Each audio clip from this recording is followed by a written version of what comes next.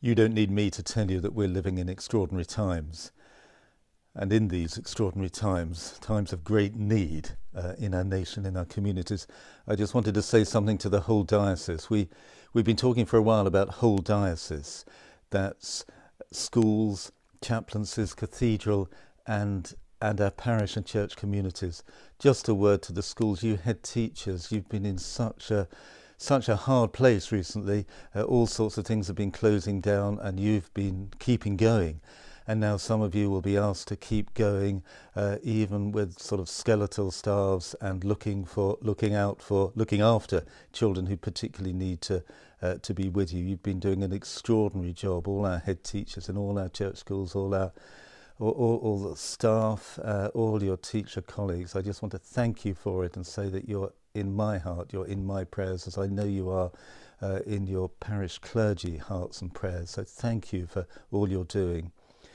To our chaplains, chaplains in workplaces, in schools, and especially, of course, in the healthcare service. Thank you for all you're doing, especially hospice and hospital chaplains. We've had two coronavirus deaths, related deaths at George Eliot, and that makes huge demands, of course, upon the chaplaincies.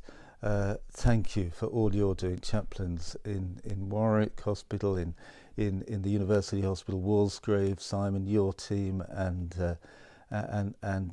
Ricardo at the George Eliot, Francis, your team at the at Warwick Hospital. Thank you for all you're doing. You're in our hearts and prayers as well.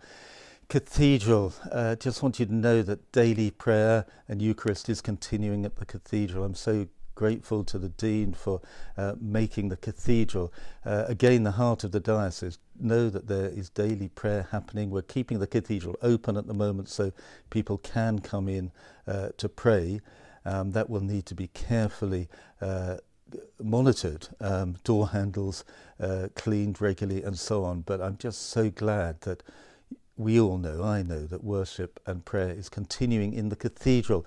And the Cathedral tells a story, doesn't it? The story of facing great tribulation and yet the power of God, the resurrection to come. And God is a God of life, and that's our message, isn't it, to the nation at the moment. God is the God of life, and God will see us through this, as God has over countless other periods of human history and the Church's history.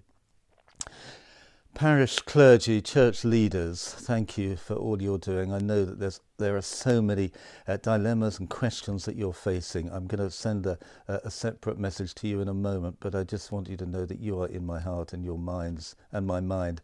And Bishop Johns as well, we're praying for you all the time. This is a chance, I think, for us to reconnect with what it really means to be ordained, for me to discover again what it means to be a bishop, for you to discover what it means to be a priest, what it means for us all to be deacons and readers and other ministers, to really reconnect with what drew us into, what called us into this ministry. Today is the day of St. Joseph the worker, and that's quite an inspiration for us, I think, in these times. His openness to God, his great practical mind, thinking of ways and practical solutions to things, his ferocious commitment to protect the child Jesus and all those in need. And let me just end with just a few words from Isaiah, the reading from morning prayer today. The Spirit of the Lord shall rest upon the Son of Mary, Jesus, the Son of Joseph, the Spirit of wisdom and understanding, the Spirit of counsel and might, the Spirit of knowledge and the fear of the Lord. His delight shall be in the fear of the Lord. Our delight, let it remain in the fear of the Lord. Our delight is in the fear of the Lord, for God is faithful, and God is with us, and God will prevail. Bless you.